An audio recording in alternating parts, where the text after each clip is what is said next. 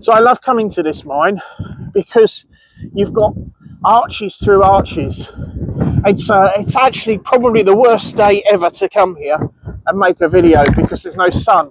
But when the sun's on these beautiful granite walls, you get the fantastic shadows. So not only do you get, I mean, you've got 3 arches there, look at that. You've got the 3 arches there, but you also get arches from the shadows as well.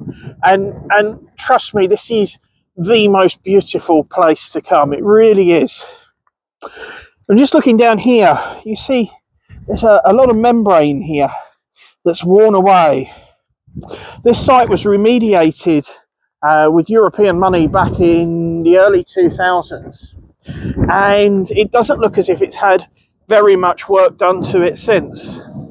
And there's a lot of places on the site where the remediation, this membrane that separates the contaminated soil underneath, has now eroded completely, and the contaminated soil's coming through to the surface.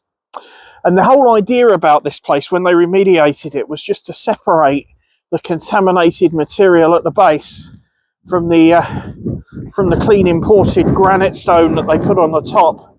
But it seems to have failed in quite a lot of places now. Look, you can see the membrane's just completely eroded away to nothing there, and that means that if you do come here, you need to be really careful if you've got a dog or an animal with you, or if you've got small children, just to make sure that you wash your hands if you touch any of the stones here or throw a stone down the shaft. And you also need to make sure, if you've got dogs with you, that you wash their paws before they go in the house, so that they don't bring any of the contaminated material into the house with you, because otherwise you'll be breathing that contaminated dust for a long time afterwards. So, quite interesting buildings over here as well.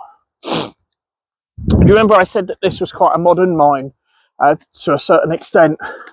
And what we've got here is the miner's dry, which is not a building that a lot of Victorian mines have preserved. Very often they were timber affairs and fairly rudimentary. But this one is superb. It's very well preserved. So at this end, what we have is this amazingly preserved bath. And look at that, isn't that amazing? So presumably this end was the end where the managers were.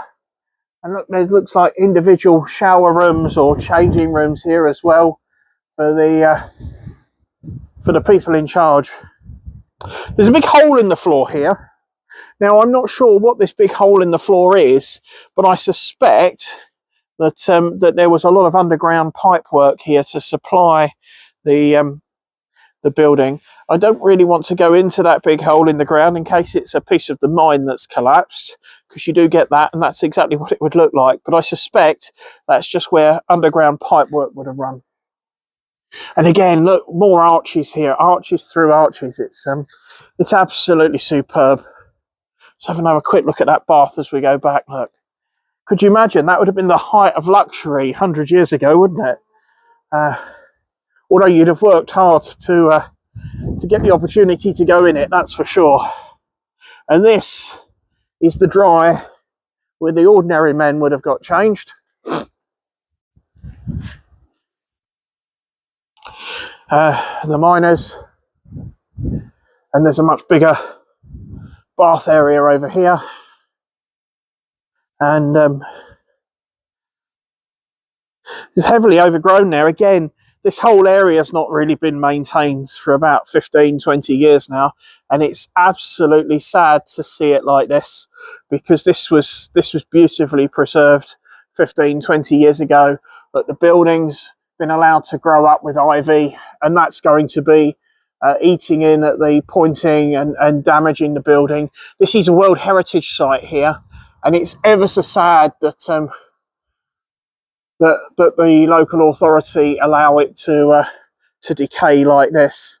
Anywhere else in the world, the local authority would be would be preserving these amazing and unique World Heritage assets, and it's just incredibly sad to see it like this.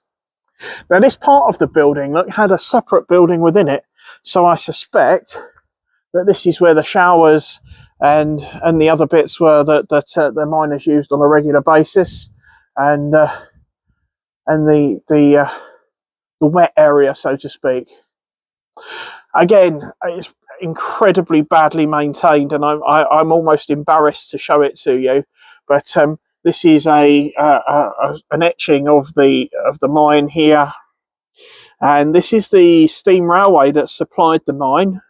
And down here, this is Marriott's shaft during the 1890s, it says, and this is a little sketch of the workings here. So this is a cross section through the workings.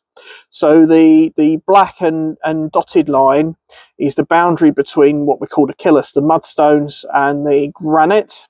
The yellow lines, those nearly vertical yellow lines, are the mineral lodes. And you can see that Marriott's shaft is just here. That's the shaft that we threw a stone down just now. Goes down and it intersects this lode and it intersects this lode, and yeah, these are adits, so these are horizontal workings, and you can see there's also a tunnel that runs down here as well. Not quite sure what that was, so possibly that's the Great County adit. Great County adit, the Great Flat Lode, possibly, but we'll have a look. I can't read you any of the text, I'm afraid, because it's in such a poor state here, and it's just yeah, really sad. But there we go, that's the Miners Dry. And then if we go next door, there's something equally as amazing, and we'll just have a quick look next door, because next door is the mine offices.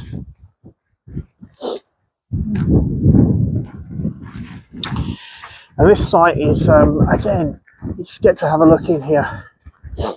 There has actually been some restoration done here. So up until, you can see the modern concrete blocks, which are, well, quite a pathetic effort, but are they actually, they might not be, they might be granite, sorry. I might be eating my words. No, they are granite, so I apologise for that. The granite blocks there, and that replaces an iron column that stood there for about 80 years. But this is the old mine offices in here, and just amazing that it's all preserved like this. Look, you see the fireplace here. Again, it's overgrown. You see where the fireplace goes up there, look. And there would have been some kind of plaster on the walls or render on the walls in here. This would have been quite a hospitable place, I would imagine, during that time. What a lintel missing there, look. How's that still standing?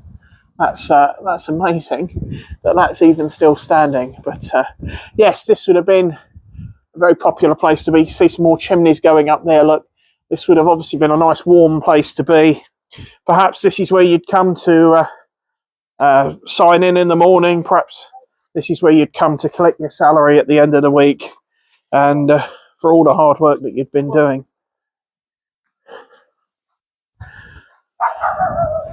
So we did see a photograph very briefly of a steam train, and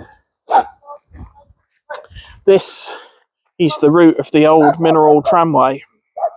This was part of the Redruth and Chasewater Railway, and it would have run right through the site here, down from the dressing floors to behind us, and would have run through up here, and then further up there's a tunnel under the road. That's how important this railway was. That's how busy it was, and this railway would have run all the way from here. It would have run east past Carnmarth and Lanna, and then it would have run through the village of Caharrick, and then down through the Wheal Valley, down through Bissau to the port at Deveren, and the engine sheds and the railway company were based at the port of Deveren. I'll do another video down there for you. The sun's just breaking through now, but I don't think we're going to see any of those shadows on the arches. So just looking here as well, so this fence is quite interesting, or at least I think it's quite interesting.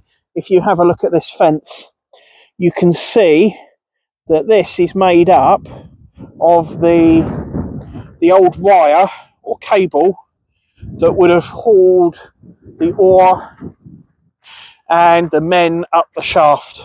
And when the mine closed, the cable was repurposed, laid out at the side of the old railway here, and it now serves as a fence. And it's a beautiful way of preserving it and incorporating it into the site. And yeah, it still survives today. You see some remnants. Look at the old pathway there. Just lots of little remnants here of what the site would have once been. And the size of this site, the size of the dry, would suggest that there was quite a lot of people working here, probably well over 100 people working here. It's a big old site. It's a big old miners' dry there, and it's just an epic site. And it's completely free to come and wander around. It's a beautiful site, and I thoroughly recommend it if you ever get the chance. We are just south of Poole, on the road from Poole down to 4 lanes, and it is completely free to park, completely free to come in and just wander around these buildings.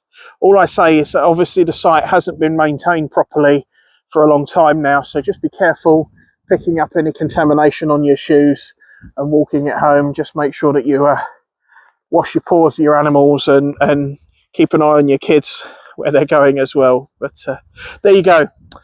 South Wheal, Basset, Marriott Shaft, and have a great day. I've been the Down to Earth Geologist. Don't forget to like and subscribe for more content like this.